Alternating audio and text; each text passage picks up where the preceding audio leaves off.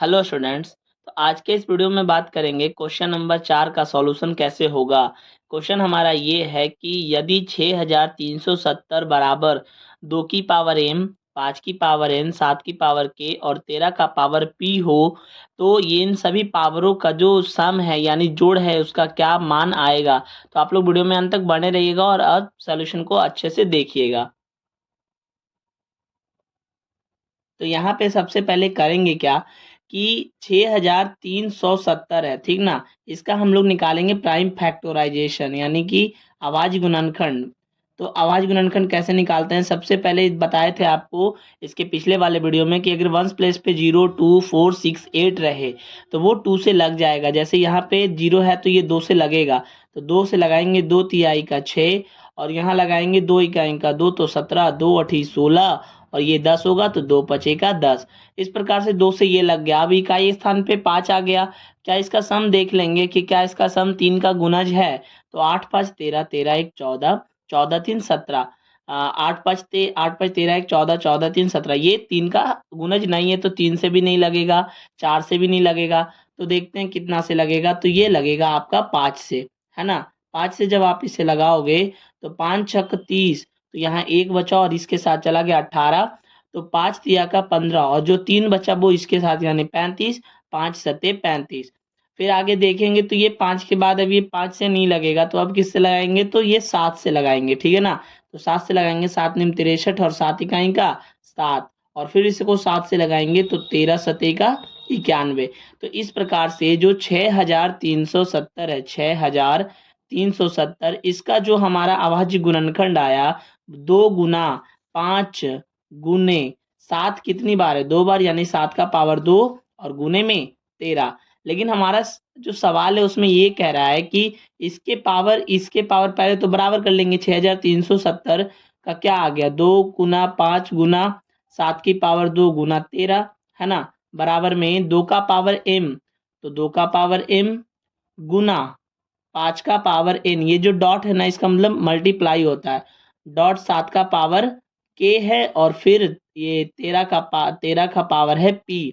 तो इस प्रकार से देखिएगा कि 2 का पावर m जब बराबर है तो इसका मतलब बराबर का मतलब ये होता है कि ये आपस में क्या हो जाएंगे, बराबर। यानी 2 का पावर m है, ये 2 का पावर कुछ नहीं, तो यहाँ क्या होगा, 1 होगा। यानी m का वैल्यू क्या आ गया, 1। वैसे ही 5 और इधर भी 5, तो 5 का पावर इधर कुछ नहीं है तो 1 होगा। अगर 5 का पावर n तो n बराबर, जब 5 5 बराबर तो n भी बराबर, यानी n का वैल्यू आ गया 1।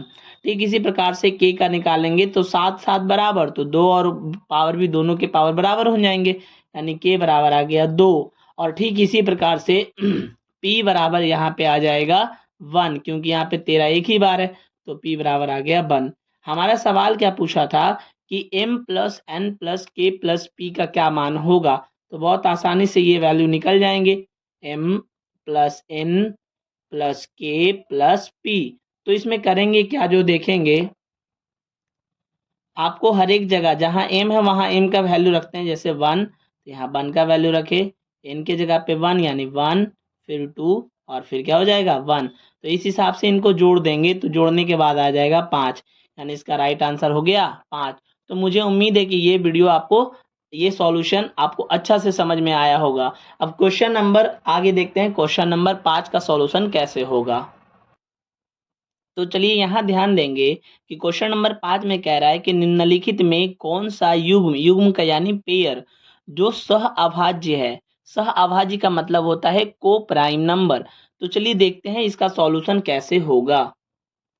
तो जैसा कि आप देख पा रहे हैं कि को प्राइम का मतलब होता क्या है कि अगर को प्राइम नंबर होने के लिए, को प्राइम जोड़ा होने के लिए एचसीएफ उसके हमेशा क्या आने चाहिए, 1 आने चाहिए। अगर आपका एचसीएफ 1 आएगा तो वो को प्राइम का ये युग्म है, पेयर है, और नहीं आया तो वो को प्राइम का पेयर नहीं हो सकता। जैसे इस क्वेश्चन में है 18 और 25, तो आप इनका एचसीएफ निकाल के देख लो। 18 और 25 का एचसीएफ लगाएंगे, एक बार में लगाएंगे, 18 घटाओगे 15 में से 8 गया 7 और यहाँ लाओगे 18, फिर लगाओगे 7 दूनी का 14, तो यहाँ घटा के आएगा 4 और फिर इसे करेंगे 7 लाएंगे यहाँ पे, तो देखेंगे तो यहाँ पे एक बार में लगाएंगे 4, है ना।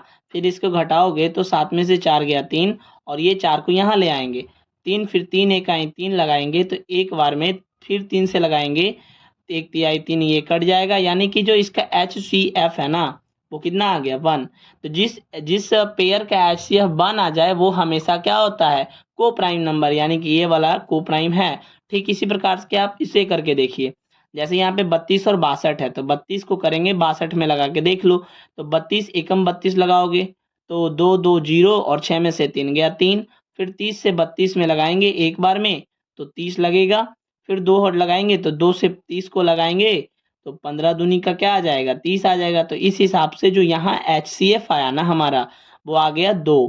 तो हमने क्या बोला कि को प्राइम होने के लिए हमेशा उसका HCF 1 आना चाहिए। अगर 1 आए तो वो को प्राइम है, और अगर 1 नहीं आए तो वो को प्राइम नहीं होता है। तो मुझे उम्मीद है कि आज का ये वीडियो आपको बहुत अच्छा लगा होगा और समझ में भी आया होगा। आप मेरे साथ इसी कंटिन्यूटी के साथ बने रहिए, आपके साथ मैं लगातार ऐसे ही सॉल्यूशन लाता रहूँगा। तो मिलते हैं आपसे एक नेक्स्ट वीडियो में। धन्यवाद।